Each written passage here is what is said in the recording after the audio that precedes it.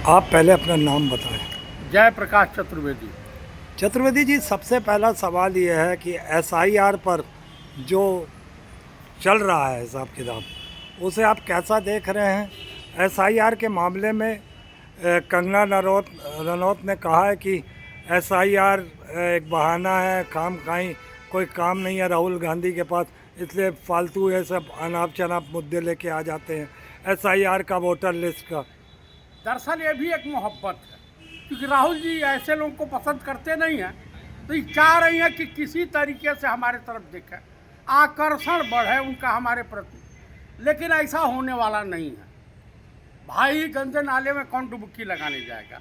सबसे बड़ी बात तो यह है कि मोदी जी के पास हैं, वो मोदी जी के साथ रहें, उनको उनका साथ मुबारक हो। बड़ा दिनों पे राज करते हैं तो बैलेट पेपर से चुनाव करा लेना, फिर चुनाव हो जाए भाई साहब 5 सीट जीतनी मुश्किल हो जाएगी पूरे देश में। जो बेईमानी से एसआईआर के मार्फत ये खेला करने जा रहे हैं, जो शुद्ध रूप से वंदे मातरम नहीं पढ़ सकता, और ऐसे पीएम से आप क्या आशा कर सकते हैं? अभी सुब्रमण्यम स्वामी ने जो बयान दिया है, उस तरह के शब्दों को मैं नहीं इस्तेमाल करना चाहता। उनको उसने तो इनको कैरेक्टर लूज घोषित कर दिया। तो कुल मिलाकर के अमेरिका में इनके साथ हो ही गया। कंगना रनौत कह रही हैं कि मोदी ने ईवीएम नहीं हैक किया है, उन्होंने लोगों के दिलों को हैक किया। या इस पे आपके क्या विचार? देखिए, अंधभक्तों का के दिलों को हैक किया होगा और लोगों के दिलों को हैक किया होगा, कंगना रनौत के दिलों को हैक किया होगा, और लोगों के नहीं। देश महंगाई से जूझ रहा है, देश करप्शन से जूझ रहा है, देश बेरोजगारी से जूझ रहा है, देश के नौजवान जूझ रहे हैं। आप बताइए, सेना अलग परेशान है, देश की सीमाएं सुरक्षित नहीं है। इस पर बहस नहीं होगी पार्लियामेंट में, इसके लिए समय नहीं है इनके पास।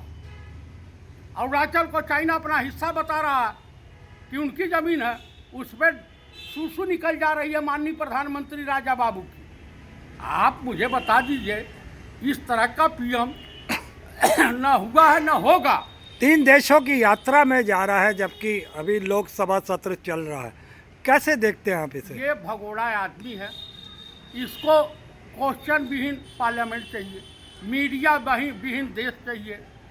अंधभक्त मूर्ख जो है मतदाता चाहिए। आप बताइए कि उत्तर प्रदेश में कितने प्राइमरी स्कूल बंद कर दिए गए? करीब 37,000 से ऊपर बंद कर दिए गए। और मधुशाला कितनी खोल दी गई? मधुशाला है तो खोली गई कि नहीं? आप देखिए, दारू साहबा के सामने जो है ये दारू की दुकान खुल गई है, जो कभी थी ही नहीं। तो अब तो दिल्ली में प्लान है और हर जगह प्लान है कि बस अड्डे पर, एयरपोर्ट पर, रेलवे स्टेशन पर के अंदर शराब की दुकानें खोली जाएंगी, और नारा रहेगा बीजेपी का, पियो राजा जियो राजा। शिक्षा के मंदिर बंद करके शराब की मधुशालाएं खोली जा रही मधुशालाएं और हुक्का बार खोले जा रहे हैं। हाँ। तो देश में कैसे लोग शिक्षित होंगे? तो नरेंद्र मोदी का तो यह एजेंडा ही रहेगा कि आप बताइए, गुजरात ड्राई एरिया है ना, गांधी जी का प्रदेश है, लेकिन गुजरात के गली गली में शराब आपको सबसे ज़्यादा जहरीली शराब पीकर मरने वालों की संख्या गुजरातियों की है, गुजरात की है। बिहार में देखिए, ड्राई एरिया है, हर गली में शराब बिकती है, स्मैक बिकता है, चरस बिकता है, गांजा बिकता है। दिल्ली महानगरी में देखिए स्मैकिया कितने रोडों पे लेटते हुए मिलेंगे। तो इनको उस तरह से भूखा नंगा हिंदुस्तान चाहिए।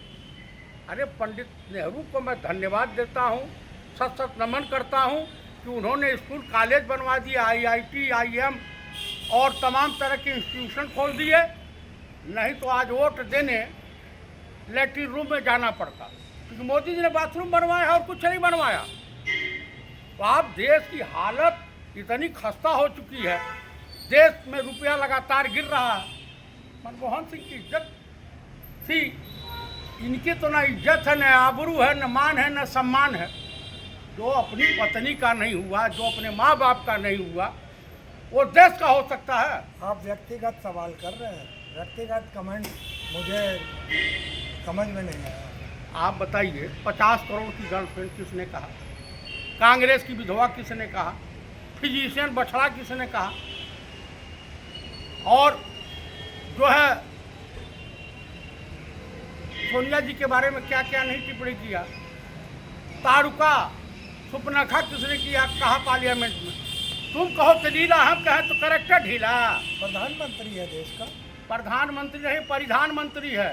ये मूर्खों का प्रधानमंत्री है। अंधे में कनवा राजा है ये। कैसे जीत जाता है? क्या ये बात कंगना की सही नहीं है कि लोगों को दिलों को हैक कर लिया? दिलों को हैक नहीं किया है।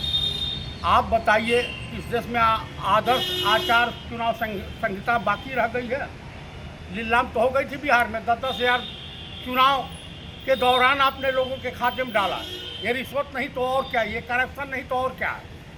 आप मुझे बताइए कि आप कई लाख करोड़ का जो है आपने कर्जा व्यापारियों को माफ़ कर दिया। किसान क्या तुम्हारे दुश्मन हैं? आप बताइए बेरोजगार नौजवानों को आप रोजगार दे नहीं पा रहे हो। रेल बनाओ, दुनाली या कट्टा आप निकाल रहे हो, शिक्षर निकाल रहे हो। ये प्रधानमंत्री के शब्द हो सकते हैं? विश्व के तमाम नेता पढ़े लिखे जानते हैं कि महामूर्ख है, अज्ञानी है, ढोंगीबाज है, ढपोरसंखी है। दरअसल एक मैं चुटकुला सुना दूं। एक बंदर था, पंचायत हुई, कहा भाई शेर ही जंगल का राजा क्यों होगा, हमको भी मौका मिला। चुनाव हुआ, बंदर गलती से जीत गया। एक मेमने को शेर ने खा लिया। पंचायत बैठी, मेमने की माँ ने कहा कि साहब, राजा साहब आप न्याय कीजिए। ये इस डाल से उस डाल, उस डाल से उस डाल गुलाटी मारते रहा। तो ये भी कभी वंदे मातरम, कभी राम मंदिर, कभी कुछ। जितना औरंगजेब ने मंदिर नहीं तोड़वाया होगा उससे कई गुना मंदिर जो इन्होंने तोड़वा दिया। अभी झंडेवाला मंदिर तोड़ा गया है। चलिए मुद्दे पर रहिए। मैं आखिरी सवाल आपसे ये करना चाहता हूँ कि कंगना जी को नहीं मालूम कि भारत में कितने प्रतिशत आबादी जो है अनपढ़ गंवार है, मगर जो विदेशों ने ये ईवीएम लाए थे उन्हीं ने इसको अलग किया, उसको हटाया, मतलब चुनाव प्रक्रिया से। तो क्यों नहीं ऐसा हिंदुस्तान में हो पा रहा? देखिए, कांग्रेस के गलतियों की निशानी है ये दोनों। तड़ीपार हो, चाहे जुमलेबाज हो, झूठे हों, चोर हों, उचक्के हों, ये कांग्रेस की गलतियों की निशानी है, उनके कुकर्मों की निशानी है। अगर इनको गोधरा कांड के तहत अंदर कर दिया गया होता तो आज हिंदुस्तान को ये इतना डरावना दिन देखने को नहीं मिलता। तो कुल मिलाकर के मैं यही कहूँगा कि जो है हिंदुस्तान की जनता को सचेत हो जाना चाहिए, पढ़े लिखे लोगों को सचेत हो जाना चाहिए। और ये कहावत आपने सुना होगा कि देश परेशान, बाप परेशान है अपने बेटे से और देश परेशान है ये भाजपाई नेताओं से, समझ रहे हैं?